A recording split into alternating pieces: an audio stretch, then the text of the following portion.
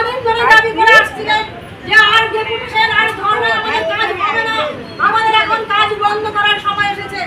সরকারকে যদি মাথা নত করাতে হয়, আমাদের দাবি যদি মানাতে হয়, কাজ বন্ধ করা ছাড়া আমাদের দ্বিতীয় কোনো রাস্তা নাই। এই দাবি দীর্ঘদিন ধরে বিভিন্ন ব্লক করে আসছিল। আমরা বারবার বলছি একটা ব্লক যদি আন্দোলন করে তাহলে দাবি আপনাদের আদায় হবে না। গোটা রাজ্য জুড়ে একসাথে কর্মবিরতির আন্দোলন শুরু করতে হবে। ফলে দীর্ঘদিনের আপনাদের এই দাবি, সেই দাবিকে আমাদের পশ্চিমবঙ্গ আশা কর্মী ইউনিয়ন মান্যতা দিয়েছে। যে ইউনিয়ন সর্বভারতীয় শ্রমিক সংগঠন এআইইউটিউসির নেতৃত্বে চলছে, সেই সংগঠন আপনাদের দাবিকে মান্যতা দিয়ে আজ সারা পশ্চিমবঙ্গ জুড়ে কয়েকদিন ধরেই যে আন্দোলনের ঝড় উঠেছে। আজকে আপনারা যারা গ্রুপে আছে দেখবেন সেই গ্রুপের মধ্যে অলরেডি আন্দোলনের বার্তা চলে আসছে। বহু সংবাদপত্র তাকে সংবাদ প্রকাশ করেছে। বহু ব্লকের আধিকারিকরা বলছে আপনারা আন্দোলন চালিয়ে যান, সিওমসরা বলছে আপনারা আন্দোলন চালিয়ে যান। আমরা আমাদের চেয়ার থেকে 100 বার আমাদের বলতে হবে আপনারা কাজ করুন, কাজ করুন। কিন্তু যদি আপনারা এই আন্দোলন চালিয়ে যেতে পারেন, এইভাবে আপনাদের দাবি আদায় করতে হবে। ফলে এই কথাটা যে আমরা আদায় করতে পেরেছি, এটা কিন্তু আপনাদের একটা আন্দোলনের সফলতা। চিঠি দেওয়ার মাধ্যমেই কিন্তু গোটা রাজ্যের প্রশাসন লেভেল আজকে ভাবছে যে আগামী দিনের যে 3 তারিখের পোলিও, সেই পোলিওর কাজটা কিভাবে করা হবে। তারা কিন্তু অন্য সেক্টরে যাচ্ছে। অলরেডি অঙ্গনওয়াড়ি কর্মীদের তারা ডেকে বলছে যে আশারা তো পালস পোলিও করবে না, ফলে আপনাদের এই পালস পোলিও কাজটা তুলে দিতে হবে। আমার অঙ্গনওয়াড়ি কর্মীদের ওরাও কিছু কর্মীরা এই আন্দোলনের সমর্থন জানিয়েছে, আশা কর্মীদের আন্দোলনকে সমর্থন জানিয়ে বলছে যে আমরা পালস পোলিও করব না।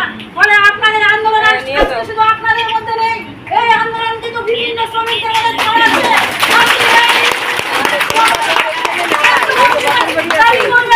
অবিলম্বে আশা কর্মীদের আজকে আন্দোলন থেকে দাবি উঠছে আমাদের রাজ্যের মুখ্যমন্ত্রীকে অবিলম্বে আপনাদের সমস্যার সমাধানে আলোচনায় বসতে হবে। যদি এই 2 দিনের মধ্যে আলোচনায় বসে আপনাদের দাবি মেনে নেয়, আপনাদের সমস্যার সমাধান হয়, আমরা মেসেজ দেওয়ার সঙ্গে সঙ্গে কিন্তু আপনারা কাজে যুক্ত হবেন। আর যদি তারা কথা না শোনে, তারা যদি আলোচনায় না বসে, আপনারা জানেন, আপনারাই বলেছেন যে আমাদের লাগাতার কর্মসূচি করতে হবে, লাগাতার কর্মবিরতি করতে হবে। বলে আজকে থেকে শুরু। ফলে আপনারা আগামী দিনে আজ কাল পরশু তরশু যতদিন আপনারা মেসেজ না পাবেন, আপনাদের কিন্তু আন্দোলন চালিয়ে যেতে হবে। 3 তারিখে পালস পোলিও আপনারা জানেন, এখানে ন্যাশনাল প্রোগ্রাম বলে আপনাদেরকে ব্ল্যাকমেল করার চেষ্টা হচ্ছে। আপনারা বলেন তো আপনাদের কোন কাজটা ন্যাশনাল না? একজন গর্ভবতী মাকে বাঁচানো কি ন্যাশনাল না? একজন টিবি পেশেন্টকে বাঁচানো কি ন্যাশনাল না? একজন অসুস্থ মানুষকে বাঁচিয়ে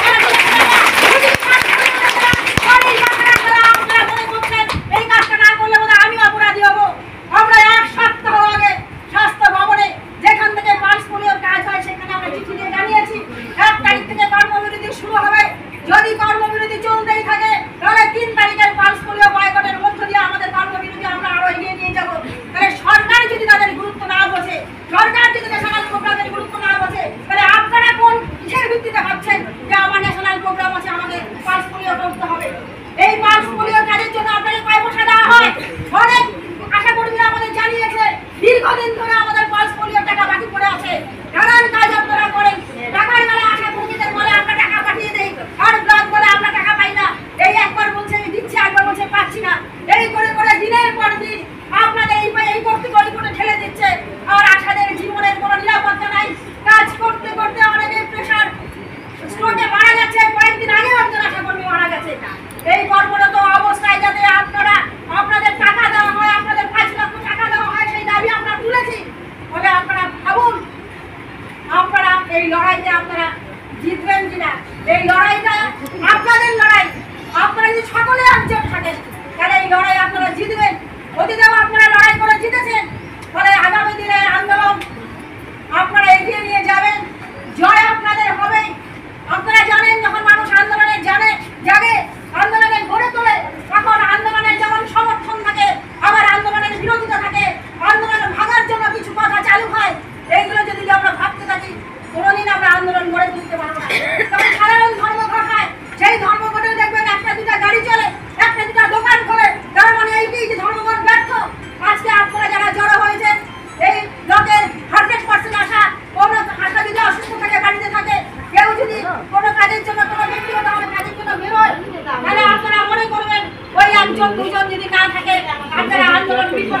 আজকে 100% আজকে আপনাদের জমায়েত প্রমাণ করে এই 100% আপনারা কর্মবিরতি সমর্থন দিয়ে এসেছেন বলে আগামী দিনে আপনারা একজোট থাকেন। আপনারা জানেন যে জোটবদ্ধ শক্তি আন্দোলনের বিরাট শক্তি, এই জোটবদ্ধ শক্তি আগামী দিনে আপনাদের দাবি আদায় করতে আপনাদের পারবেন, এটা আমরা সুনিশ্চিত। এই জন্যই আজকে গোটা পশ্চিমবঙ্গের সমস্ত জায়গায়, সমস্ত জেলায়, সমস্ত ব্লক, এই চারদিক থেকে ব্লক আমাকে ফোন করছে, দিদি আসেন, দিদি আসেন। সব জায়গাতেই বলছে আমাদের বিশাল জমায়েত হয়েছে, বিশাল জমায়েত হয়েছে।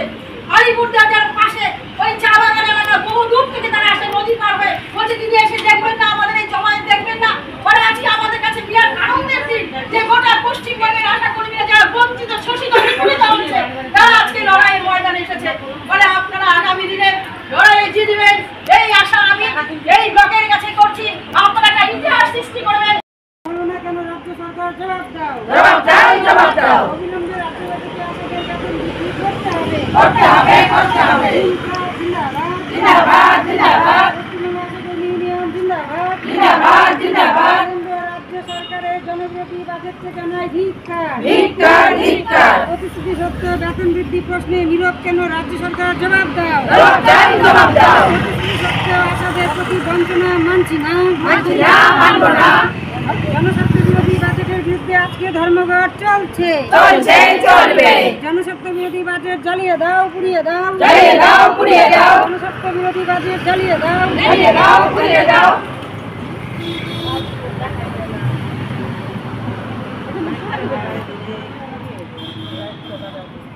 আমাকেও ধরো তো মোবাইলটা, এমন কথা হবে।